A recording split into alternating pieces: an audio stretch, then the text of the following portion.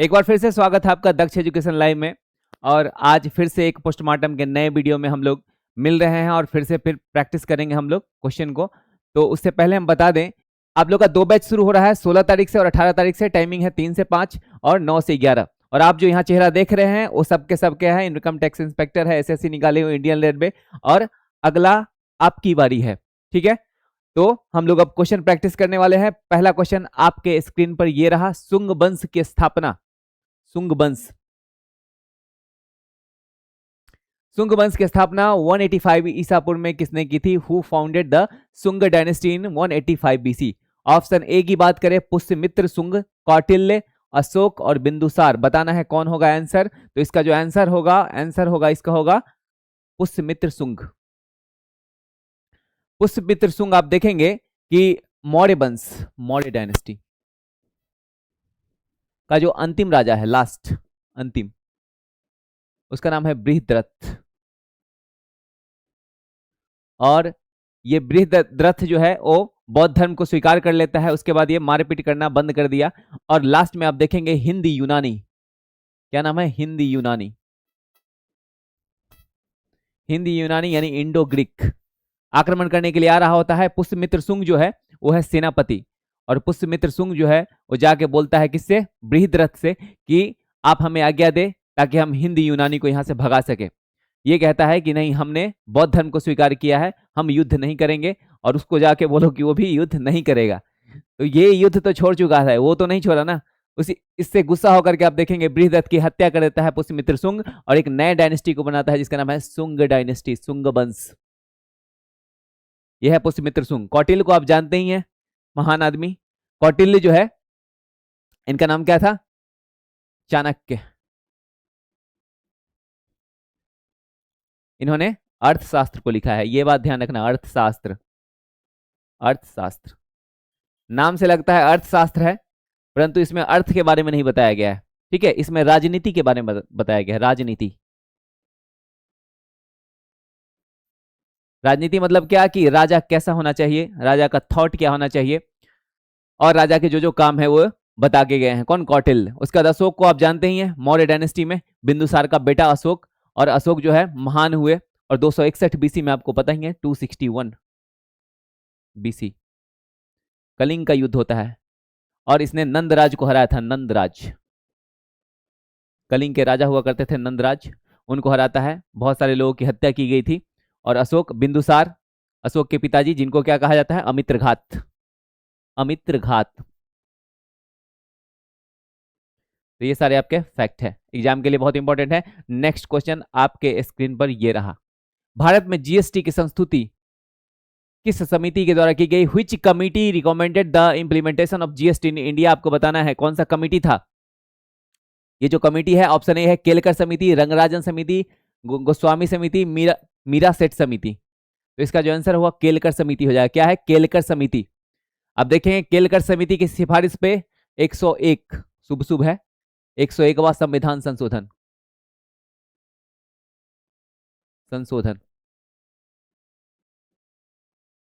के तहत जीएसटी को लागू किया गया। आपको पूछे कब लागू किया गया, तो 1 जुलाई 2017 से इसको लागू किया गया। आपसे पूछे इस पे सबसे पहली बार बैठक कब हुई थी, तो 2006-7 में हुआ था। 2006-7 में पहली बार बैठक जीएसटी पर हुआ था। 1 जुलाई 2017 से इसको लागू कर दिया गया है, ठीक है। Next question. क्षोभ मंडल की मोटाई बढ़ सकती है। क्षोभ मंडल, the thickness of the troposphere can be increases in, option है जाड़ों में, winter season, summer, spring, none of these. आपको इसमें बताना है कौन होगा। तो इसका जो आंसर होगा इसका गर्मी के दिनों में। आपको पता है क्षोभ मंडल में आप देखेंगे गर्मी के दिनों में क्षोभ मंडल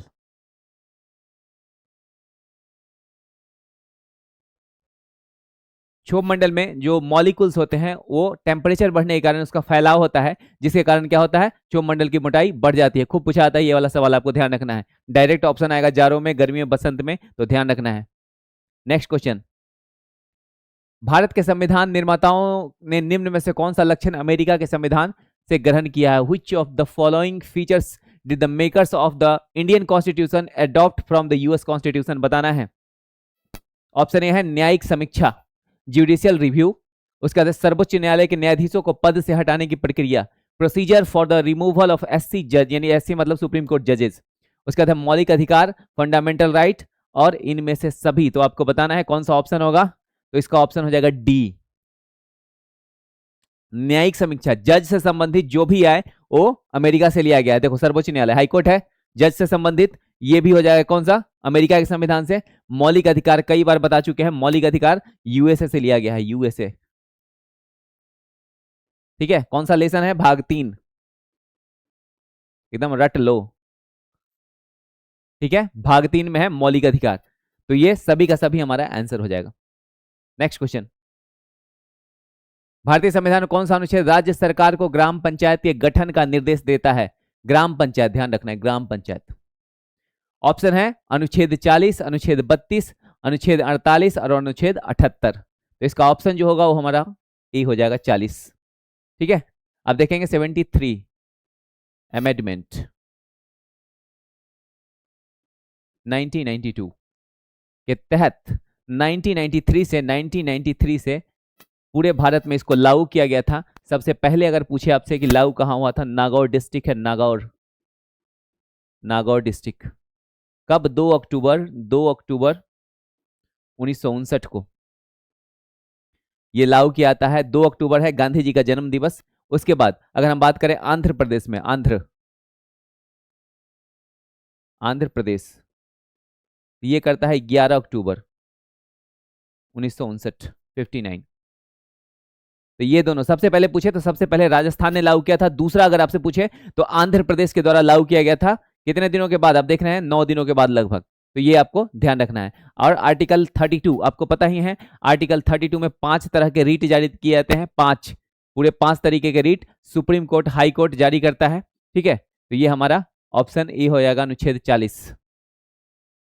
नेक्स्ट क्वेश्चन है, कालिदास, जानते ही होंगे कालिदास को, किसके समकालीन थे? आपको बताना है कालिदास किसके समकालीन थे। कालिदास कनिष्क, हर्षवर्धन, समुद्रगुप्त या चंद्रगुप्त सेकंड? तो ये थे चंद्रगुप्त सेकंड।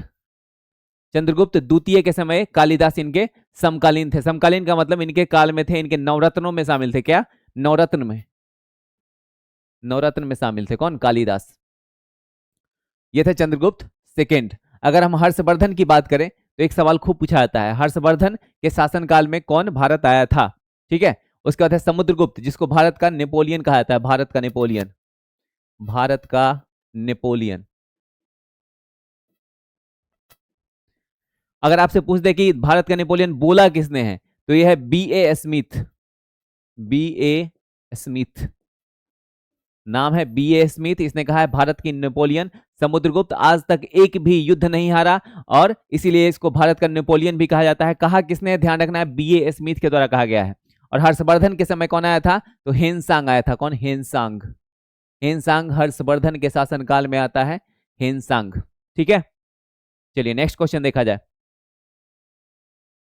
सूर्य से दूरी के अनुसार सबसे अंतिम ग्रह कौन है? सूर्य से दूरी के अनुसार सबसे अंतिम ग्रह, which is the farthest planet from the sun according to the distance? बुध, शुक्र, वरुण और शनि। आपको बताना है क्या होगा ऑप्शन। Option C, Varun.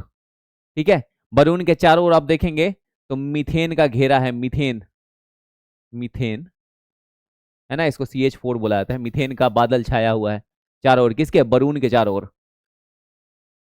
ठीक है, तो ऑप्शन हमारा क्या हो जाएगा? सी। नेक्स्ट क्वेश्चन देखा जाए, मौर्य वंश का अंतिम शासक कौन था? मौर्य डायनेस्टी, पता ही है, बहुत छोटा छोटा सवाल है। ठीक है, मौर्य वंश का अंतिम शासक बृहद्रथ, ये अंतिम शासक है। इसके बाद बनेगा शुंग वंश, है ना। और आप देखेंगे अशोक फिर से आ गया। उसके बाद बिंदुसार, उपगुप्त। उपगुप्त जो है इससे अशोक दीक्षा लेता है, अशोक दीक्षा।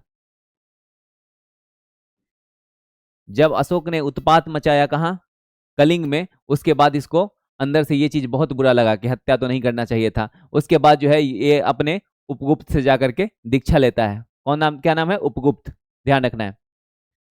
नेक्स्ट क्वेश्चन, अमीर खुसरो अमीर खुसरो वॉज क्या थे? कवि थे, इतिहासकार, संगीतज्ञ। तो अमीर खुसरो ये तीनों थे।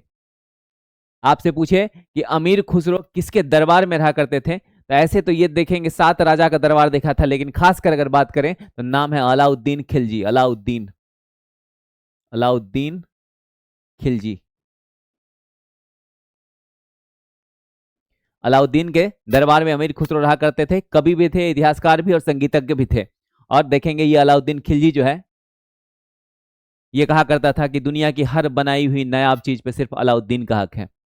ठीक है, तो अलाउद्दीन यही नायाब के चक्कर में ये राजस्थान जाता है रतन सिंह की वाइफ के लिए और युद्ध हुआ था। तो ये है हमारा अलाउद्दीन। अलाउद्दीन ने क्या किया? बाजार नियंत्रण प्रणाली। ये तो एकदम ध्यान रखना है, बाजार नियंत्रण प्रणाली,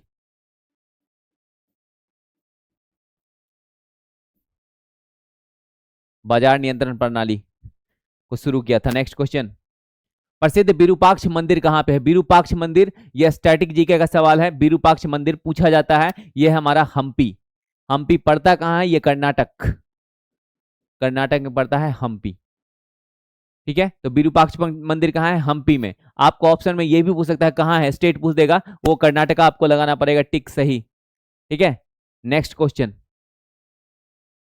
वेद शब्द का अर्थ क्या है? द वर्ड वेदास मीन्स ज्ञान का रहस्य, धर्म संहिता, ज्ञान, आचार संहिता। यह आचार संहिता चुनाव वाला। ठीक है, तो इसका मतलब होता है ज्ञान। वेद का अर्थ क्या होता है? ज्ञान।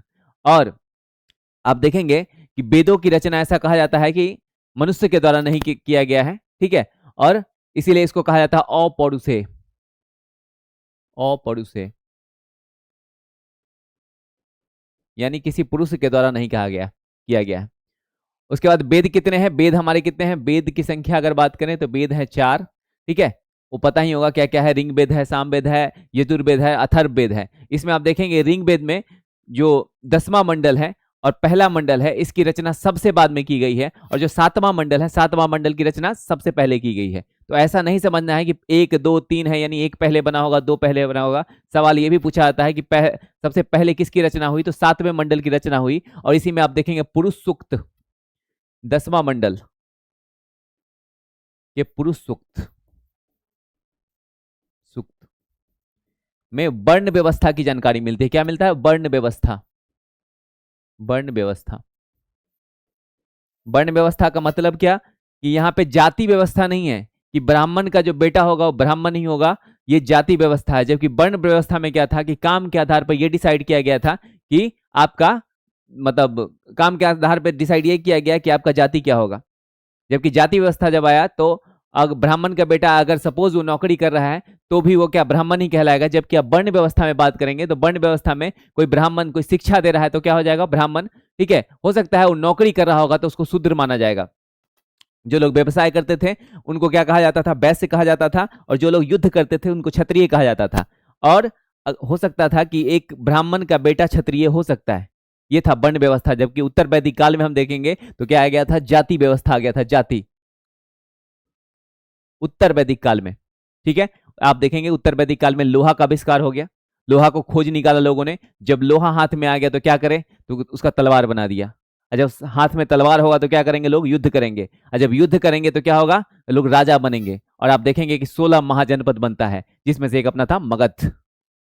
नेक्स्ट क्वेश्चन, भारत में सबसे पहली रेलगाड़ी 1853 में चलाया गया था। डलहौजी भाई साहब चलाए थे, डलहौजी, डलहौजी के द्वारा चलाया गया था। कहां से? बंबई से थाने, बंबई टू थाने, है ना। टोटल 34 किलोमीटर का यात्रा तय किया था, 34 किलोमीटर, 34 किलोमीटर का यात्रा तय किया गया था। अगर 1875 की बात करें तो आर्य समाज बनाया गया था, आर्य समाज, आर्य समाज। और आज आर्य समाज बनाया गया था कब? 1875 में, दयानंद दयाराम सहनी के द्वारा, राम सहनी, आर्य समाज बनाया गया था। चलिए नेक्स्ट क्वेश्चन, निम्नलिखित में कौन सा ताशकंद समझौता, ताशकंद समझौता संबंधित है? तो ताशकंद समझौते के समय आप देखेंगे लाल बहादुर शास्त्री जो है वो प्राइम मिनिस्टर थे। और ये उज्बेकिस्तान जाते हैं। कहां जाते हैं? उज्बेकिस्तान, उज्बेकिस्तान जाकर के वहां पे भारत और पाकिस्तान के बीच समझौता होता है। और वहीं पे देखेंगे ये समझौता हुआ था 10 जनवरी 1966 को। ठीक है। और इस ताशकंद समझौते में ये तय किया गया कि जो सेना है वो आपस में जहां तक है वहीं तक सीमित रहेगा और फिर से युद्ध नहीं होगा। और उसी समय इनकी मौत हो जाती है लाल बहादुर शास्त्री की। यही ताशकंद समझौता। इंदिरा गांधी के बारे में आपको पता ही है। इंदिरा गांधी सबसे पहली महिला प्रधानमंत्री बनी थी। मोरारजी भाई देसाई से पूछे तो क्या थे ये? पहले गैर कांग्रेसी, गैर कांग्रेसी पीएम, प्राइम मिनिस्टर मोरारजी भाई देसाई बने थे। ये आपको पंडित जवाहरलाल नेहरू पता ही है। Pandit Jawaharlal Nehru first prime minister of India, है ना, पहले प्रधानमंत्री थे। नेक्स्ट क्वेश्चन देखें। भारत पर ह्यूनों का आक्रमण किसके शासनकाल में हुआ था? During whose reign did the Huns invaded India? तो ये जो ऑप्शन है हमारा स्कंदगुप्त, समुद्रगुप्त, उपगुप्त और श्रीगुप्त, तो ये हो जाएगा स्कंदगुप्त। ठीक है। इसी ने सुदर्शन झील का निर्माण कराया था, सुदर्शन झील।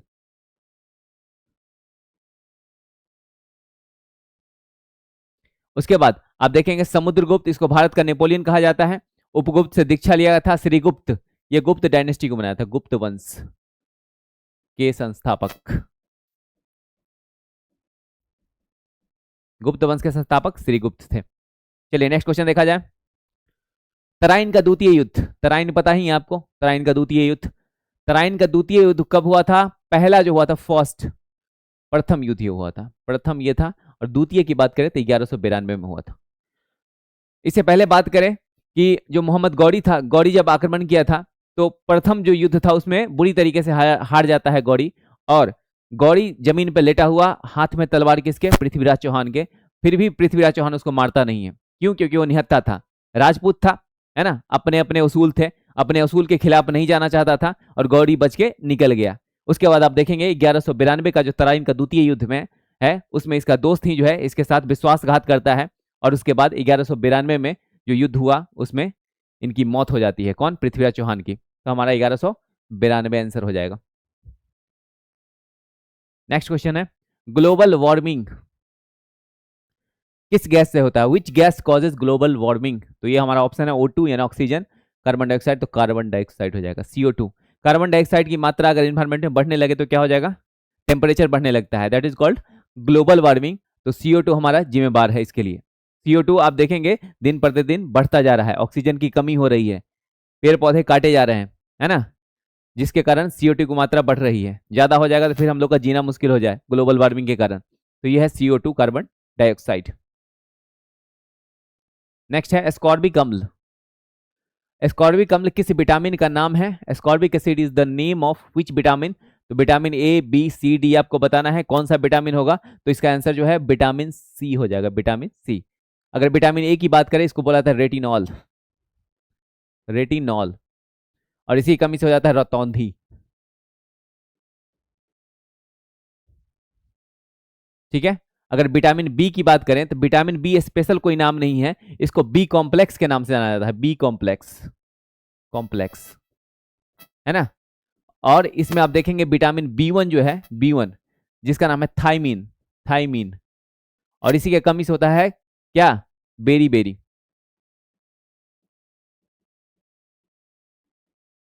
विटामिन सी आपको पता है एस्कॉर्बिक एसिड हो गया, तो विटामिन सी हो गया।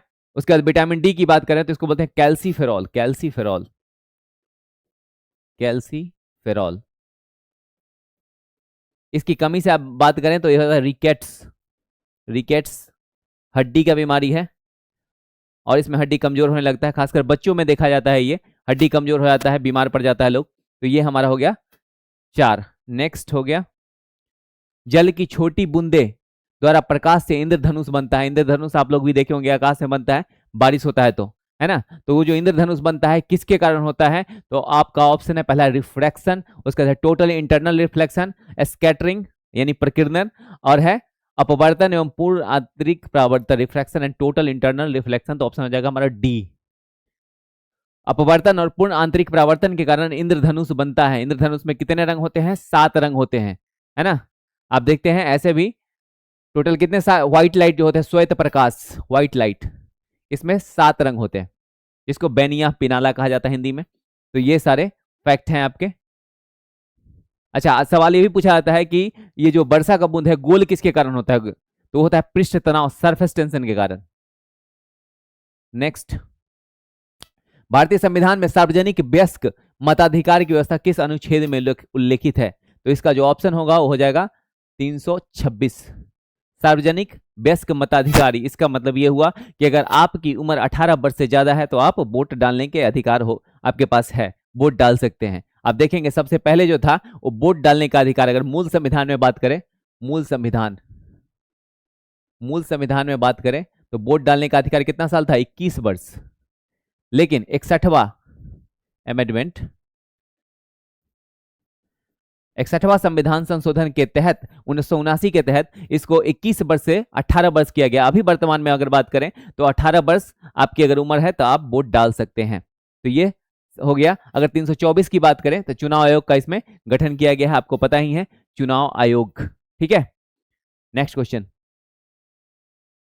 लास्ट है, महमूद गजनबी के भारत आक्रमण प्रमुख उद्देश्य क्या था? काहे के लिए आया था ये, है ना? ये लूटपाट करने के लिए आया था। इस्लाम का प्रचार, गजनी साम्राज्य का विस्तार, मूर्तियों को तोड़ना, मंदिरों को लूटना, मध्य एशिया में एक बड़े साम्राज्य की स्थापना के लिए धन संग्रह करना। तो ऑप्शन हो जाएगा हमारा डी। ये क्या चाहता था कि ढेर सारा पैसा लूटे, पैसा लूट करके और सेंट्रल एशिया में क्या करे? तो ये बड़ा साम्राज्य बनाए। पैसे नहीं थे उसके पास, साम्राज्य बनाने का शक्ति तो था बट पैसा नहीं था, तो पैसा जमा करने के लिए भारत आता था। अब भारत में भयंकर लूटपाट मचाया था, ये लूटपाट करके यहां से ले गया था। तो ये हमारा 20 क्वेश्चन था और हम लोग लगभग अच्छा खासा फैक्ट देख चुके हैं। और फिर मिलते हैं हम लोग नेक्स्ट वीडियो में। तब तक के लिए thank you very much. Again I repeat, thank you very much and have a nice day.